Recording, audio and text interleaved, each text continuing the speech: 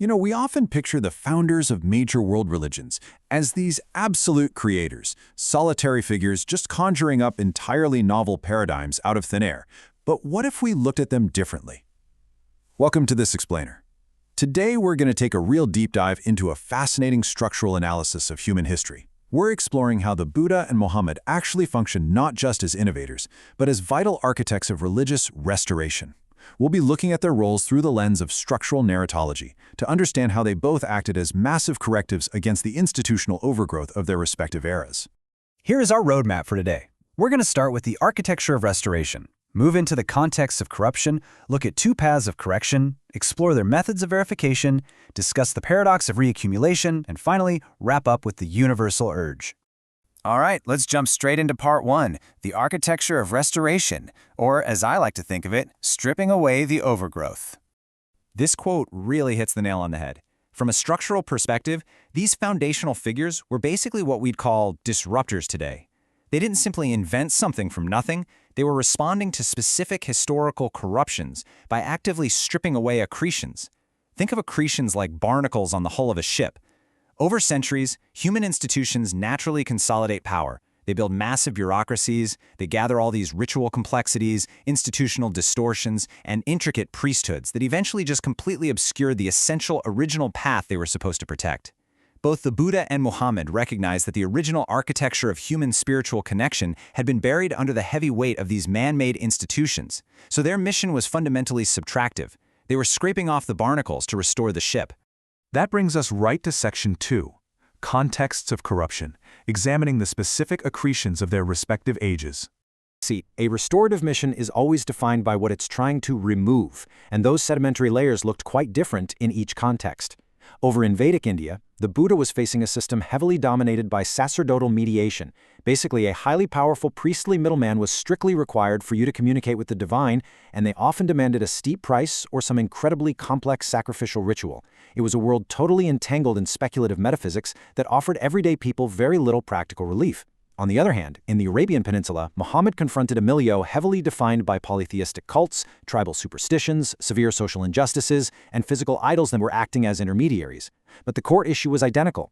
Both systems had erected massive, highly profitable barriers between the individual and the ultimate goal.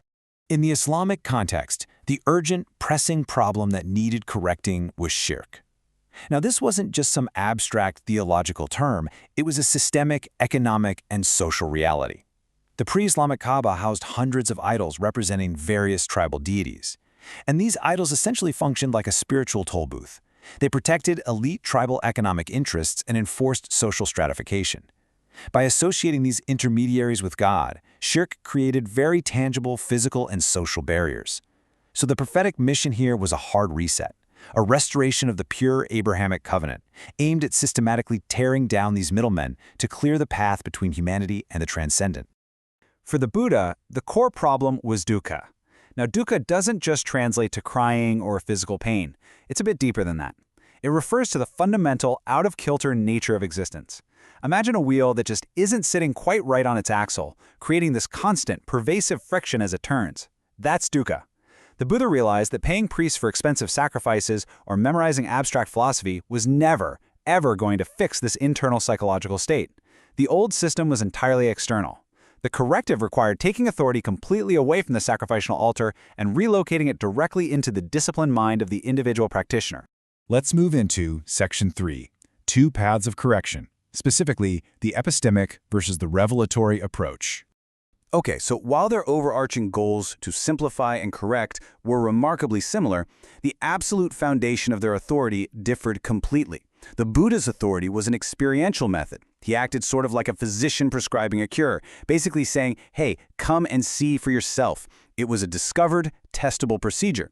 In stark contrast, Muhammad's authority was revelatory and juridical.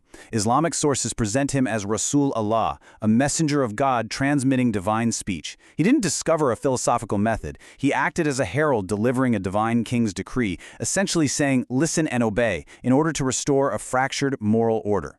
Because of this, Muhammad's revelatory mission was entirely laser-focused on re-establishing Tawheed, the absolute, uncompromising oneness of God.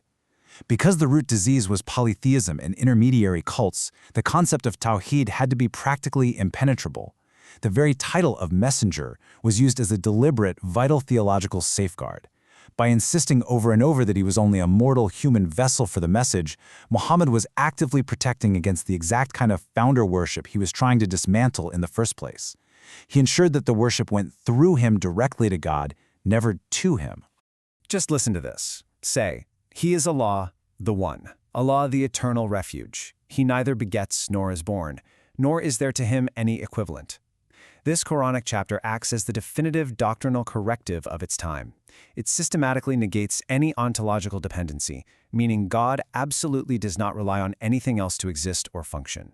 It also completely wipes out any genealogical association, meaning God has no family tree, no parents, no children. Zero room for middlemen. Comparative theology actually notes that this uncompromising assertion of oneness shares structural resonances with formulas in other traditions too, like the Shema in Deuteronomy or non-dual concepts in the Upanishads. It really highlights this recurring human urge to articulate an absolute, unmediated reality. So, how do you know it works? Let's dive into Section 4, Methods of Verification, or Testing the Truth. Because the authorities were so different, the ways of testing their truths naturally had to be different too. The Buddhist method utilizes a deeply sequential internal procedure. To verify the truth, the practitioner first has to establish sila, which is strict moral discipline. This ethical foundation is crucial because it calms the turbulent mind, which then allows for the practice of sati, or focused, purposeful mindfulness. This unbroken focus acts like a magnifying glass, eventually generating vipassana, or the microscope of direct insight. By looking through this microscope, the practitioner can finally observe the reality of anatta, the illusion of the self. The authority here is proven entirely in the observable, real-time psychological transformation of the individual. This whole approach is perfectly anchored in the Kalama Sutta. It is famously referred to as the ancient world's charter of free inquiry. It explicitly demands that spiritual authority must not be based on social prestige, ancient scripture, or priestly lineage. Actually, scratch that, it goes even further. Teachings are only to be accepted if through empirical practice they are directly observed to produce wholesome states and actually reduce suffering. Proof is placed way above blind faith. On the flip side, the Islamic method relies on a much more external ecosystem of historical and communal verification. You start with the Rusul transmitting the Quran, which is the absolute theory. But how is it practically verified? Well, it's embodied in the Sunnah, the living, breathing, practical demonstration by the Prophet himself. From this lived example, the Shari'ah is drawn as the societal blueprint. And finally, the Ummah is the society built from that blueprint. Verification happens historically, out in the open, as the community implements the revealed program and observes how obedience rightfully reorients the entire social, moral, and economic order. The physical cleansing of the Kaaba is the absolute ultimate realization of this communal reorientation. It is just a profoundly dramatic historical moment. Upon re-entering Mecca, Muhammad literally walked right up to the Kaaba and physically struck down the hundreds of idols that had decreed over centuries. The early Muslim community performed the ultimate, literal act of restoration right there, violently severing the focal objects of cultic devotion to force a hard return to a direct, unmediated relationship with the divine. It is literally the subtractive urge made manifest in physical space. Okay, moving to Section 5. This is where things get really fascinating. The paradox of reaccumulation. The cycle returns. What we're looking at here maps out the inevitable sociological law that always seems to follow a founder's death, the paradox of reaccumulation. In Phase 1, Year 0, you have pure foundational simplicity and reform. But for a movement to actually survive into Phase 2, say 50 years later, it has to establish necessary administrative codes, like the monastic Vinaya or the communal Ummah. As we enter Phase 3, a few centuries down the line, the religion inevitably diffuses across borders. It adapts to new cultures, inherently picking up local customs, and requiring massive administrative scaling to manage millions of new adherents. This naturally creates new bureaucracies and triggers a whole new cycle of doctrinal layering. By Phase 4, roughly a millennium later, the system reaches a state of entropy, maximum complexity, which inevitably requires subsequent reform responses to cut through all those heavy new layers once again.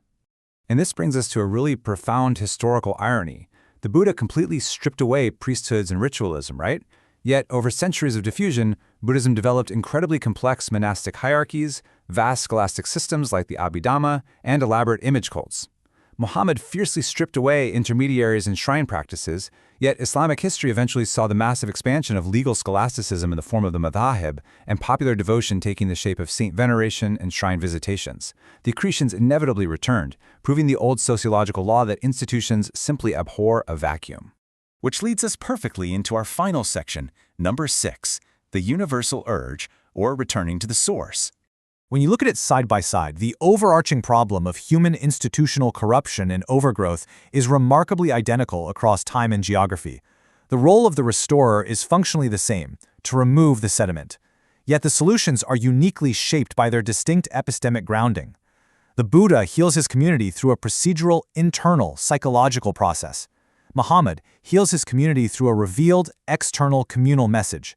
But despite these radically different toolsets, both ultimately diffuse, adapt, and lead to vast, incredibly complex new institutional outcomes. What we're really seeing is that this subtractive urge is a permanent feature of human history. You might be wondering, why does this cycle persist? Well, because humans crave connection to the ultimate truth, but pure, unmediated abstraction is frankly terrifying for most of us. So we constantly create the physical comforts of intermediaries, rituals, and massive legal structures just to feel safe. As these institutions ossify, they assign power to new priestly classes, which obscures the original light all over again.